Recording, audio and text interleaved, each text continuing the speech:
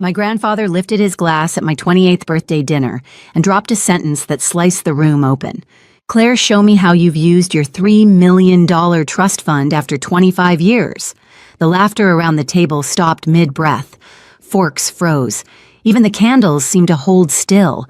I felt every heartbeat echo in my ears as I whispered, "I never got one."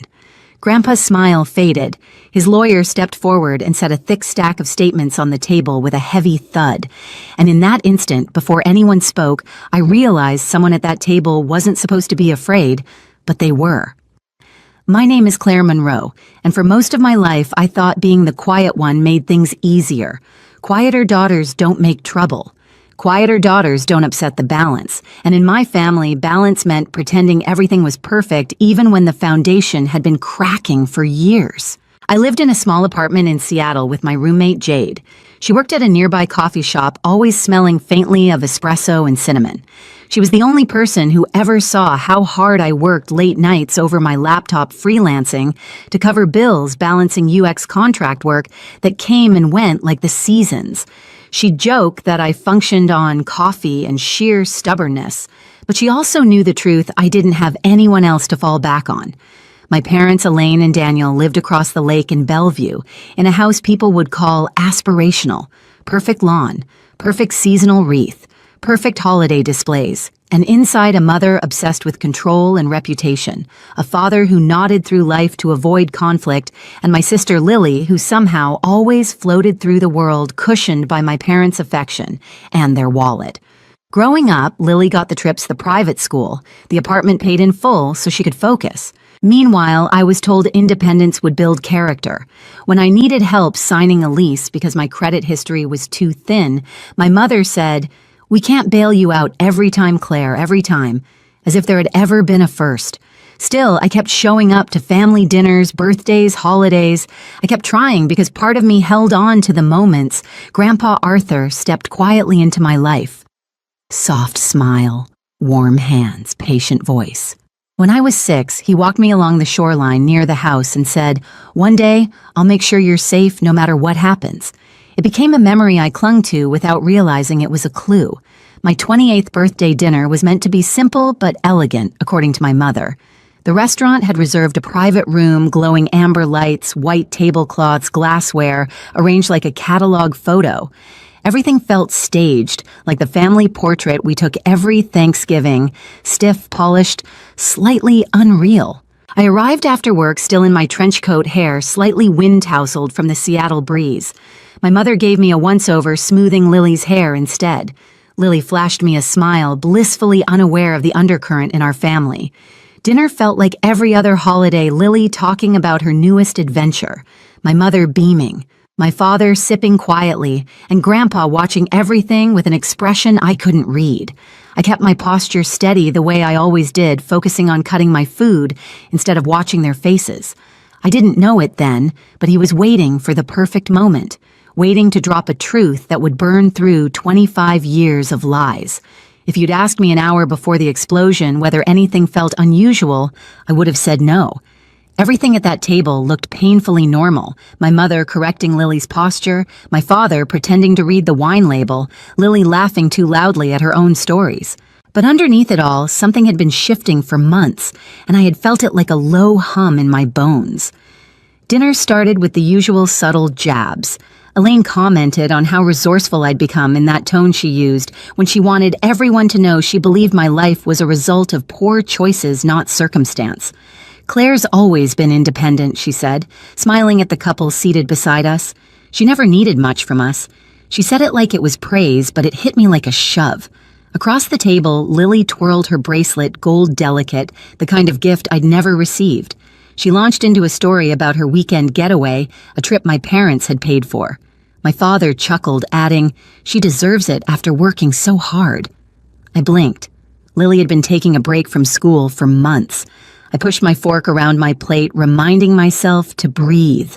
But the flashbacks clawed up anyway. The time my car broke down on the highway and I begged my mother for help because I needed it to get to work the next morning. "You're an adult," she'd said flatly. "Figure it out." I spent that night calling emergency tow services, maxing out a credit card I was still paying off, the semester in college when I couldn't afford textbooks, and asked if they could help with even a portion. "We can't keep bailing you out," she'd said. "It's not fair to Lily." Meanwhile, Lily's high school trip to Europe had been paid in full before she even packed a bag. Sitting at that birthday table, those memories didn't just resurface, they stitched themselves into a pattern I'd ignored for too long. Grandpa watched me quietly while the others chatted. He had always known when something was wrong, even when I tried to hide it. When the server refilled our glasses and the room grew a shade quieter, he lifted his wine. And then it happened. "Claire," he said gently, "why don't you tell everyone how you've used your $3 million trust fund after 25 years? The reaction was instant. Laughter, sharp, surprise, loud. Lily giggled, assuming it was some kind of joke. My mother's face flickered from confusion to panic to a stiff smile she pasted on like makeup. My father lowered his glass so fast it clinked against the table. I felt cold. Not the kind of cold that makes you shiver, the kind that hollows you out from the inside. "What trust fund?" I asked. Grandpa's smile faltered. "The one I set up for you when you were 3. My throat tightened, but my voice came out as barely a whisper. "I never got one." Silence crushed the room. Lily's smile fell apart. My father's jaw clenched. My mother stared at me like I'd spoken another language. In that suspended moment, I realized the truth wasn't just missing. Someone had taken it. The dinner didn't end, it simply cracked apart. One moment, everyone was frozen in their seats. The next chairs scraped, voices tangled, and the room felt too small to hold the lies spilling into the air. My mother was the first to recover. Her smile snapped back into place so fast it looked painful. "Dad," she said to Grandpa, her tone sugary and sharp, "I'm sure Claire misunderstood. She's always been distracted. You know how she is. Distracted." As if I had imagined 28 years of struggling alone. My father cleared his throat, eyes glued to his plate. Lily blinked repeatedly, trying to piece together a puzzle she never even knew existed. Grandpa didn't look at any of them. He looked only at me. "Claire," he said quietly, "meet me tomorrow morning. My office. 10 o'clock. It wasn't a question. And that terrified all of us. I walked out of the restaurant before anyone could stop me. The cold Bellevue air hit my chest like a fist, but I kept walking down the sidewalk, past the glowing windows, past families laughing and celebrating.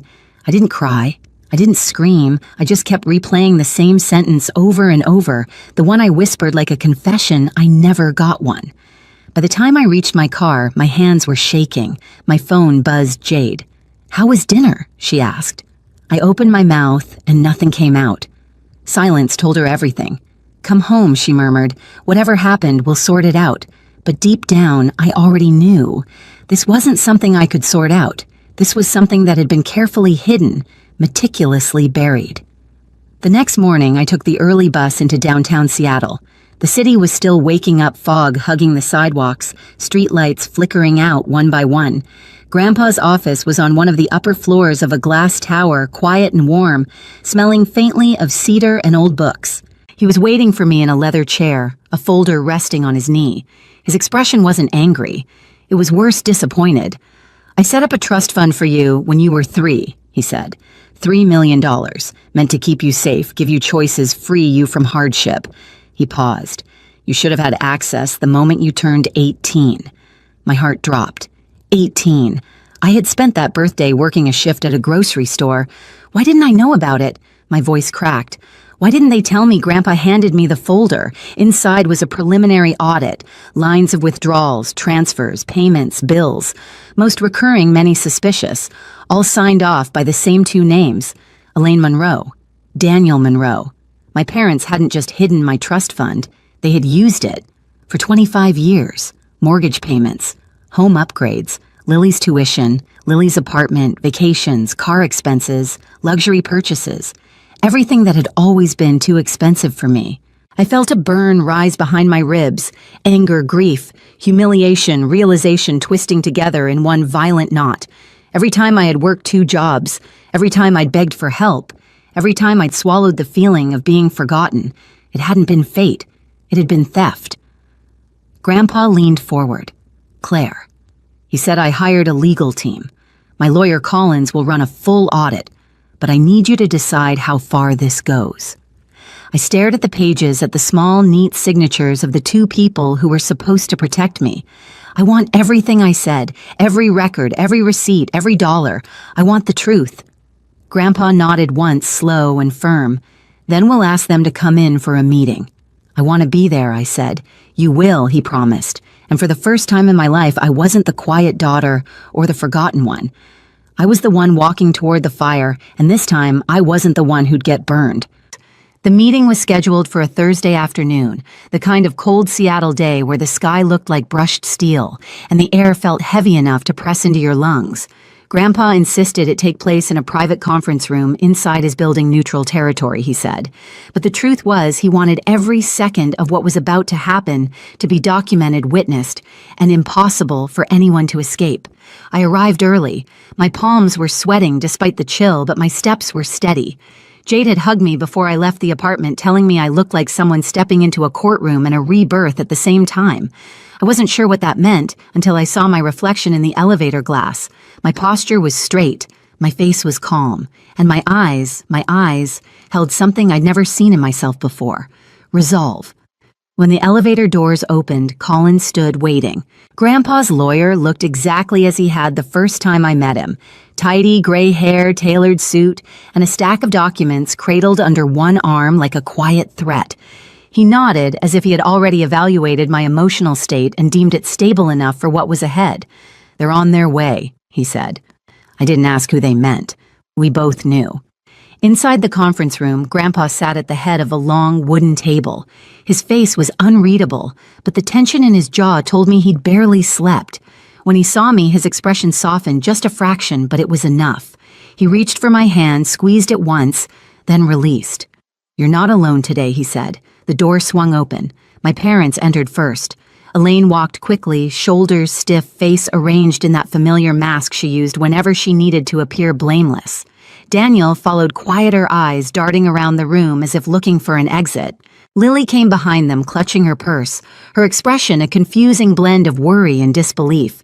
She had been told there was a family issue that needed clarifying. No one had told her she was part of the issue. Dad Elaine began sharply, "I don't know what this is about," but dragging us into some formal, Grandpa held up a hand. "Sit." It wasn't loud. It didn't have to be. They sat. Collins closed the door behind them, walked to the center of the room, and placed a thick stack of statements onto the table. The sound, a deep, unforgiving thud, seemed to echo off the walls. Lily flinched. My father swallowed hard. Elaine's eyes widened. "Those are your signatures," Collins finished. "Over 25 years' worth of withdrawals, transfers, and payments drawn from the trust fund intended solely for Claire Monroe." The room went silent. Then Collins began reading. Year 1, mortgage payments. Year 2, home repairs, kitchen remodel. He flipped a page. Tuition payments, not for Claire. Car expenses, travel expenses, credit card balances, apartment rent for Lily Monroe. With every word, something inside me unfurled. It wasn't joy. It wasn't even anger anymore. It was clarity. The kind of clarity you only get when you finally see a picture in full light instead of the shadows you'd been shown. My mother's face drained of color. "This is being taken out of context." Collins didn't blink. "The context is financial abuse of a beneficiary. The audit is complete." I stared at her, at the woman who had spent my entire childhood telling people I was too sensitive. She wasn't speaking to me. She was fighting for her image. My father finally spoke, voice thin. We used the money for the family. It wasn't personal." My laugh came out before I could stop it. Not personal. My hands trembled, but my voice stayed low, controlled. "When my car broke down and I begged you for help that wasn't personal, when I nearly dropped out because I couldn't afford textbooks, was that your idea of family?" He flinched like I'd slapped him. Elaine drew in a breath, chin lifting. "Claire, we always intended to put the money back when I snapped, when I turned 40, 50. Or never." Grandpa leaned forward, his gaze sharp. "You stole from a child." Her throat bobbed.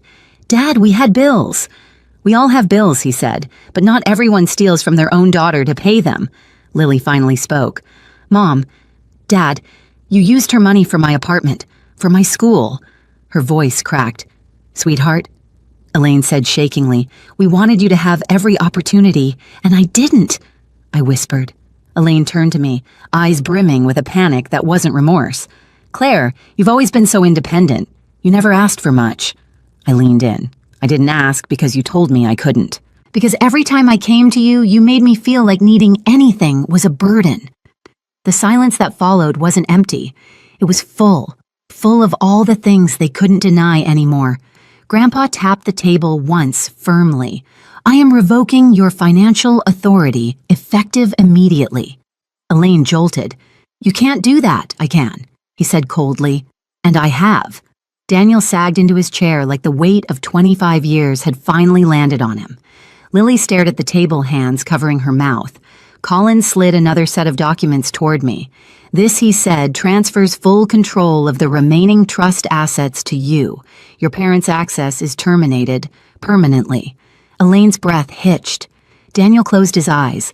Lily whispered, "Oh my God." My hand hovered over the pen. For a moment, I wasn't signing a document. I was signing a truth. I pressed my name onto the page. Elaine's chair scraped violently as she stood. "Claire, please, this will ruin us." I looked up at her, finally seeing her clearly. "Then maybe you shouldn't have built your life on money that wasn't yours." Her mouth opened, then closed again. Her legs shook. Daniel reached out to steady her, but his hand trembled too. They nearly collapsed. And for the first time, I didn't feel guilty. For the first time, I wasn't the quiet daughter holding the family together. I was the one tearing down the lie they built. So when the meeting ended, the room felt hollow, like every lie had been scraped off the walls and left nowhere to hide. My parents walked out first, my mother trembling, my father guiding her with a hand that barely held steady. Lily lingered, staring at me with a mixture of guilt and something that almost looked like apology. She opened her mouth, closed it again, then finally whispered, "I didn't know, Claire." I nodded. It wasn't forgiveness, but it wasn't anger either. It was a beginning. Over the next few weeks, everything shifted. Collins finalized the legal transfers. The remaining trust assets were secured in my name. My parents were notified of potential civil consequences if they attempted to interfere or conceal additional misuse. For the first time in their lives, they faced the weight of their choices without a shield. Grandpa visited me in my new condo, a modest place in Seattle, but mine, in a way, no space had ever been. He walked slowly through the rooms, touching the walls, smiling in small, quiet approval. "You deserve this," he said. "You deserved it all along." I didn't tell him I cried the first night I slept there, half grief, half relief. Grief for the family I never really had. Relief for the life I finally could build. I spent more time at the park by the water, letting the winter air clear what was left of the ache. I wasn't healed, not yet, but I wasn't drowning anymore. For the first time, the silence around me didn't feel like something stolen. It felt like something I owned. In the weeks that followed, I kept thinking about something Grandpa once told me when I was little, how safety wasn't just about being protected, but about knowing who stood beside you when truth finally surfaced. I understand it now. Family isn't defined by blood or last names. It's defined by honesty, by accountability, by the people who don't vanish when the truth is inconvenient. I don't hate my parents. I don't think I ever will. But I've learned that distance can be an act of love, love for myself, for the life I'm finally allowed to build, for the peace I refuse to surrender again. If you've ever had to step away from people who should have cared for you, I want you to know you're not alone. Your story matters. Your boundaries matter. Share your experience in the comments. And if this story stayed with you, follow the channel so you won't miss the next one.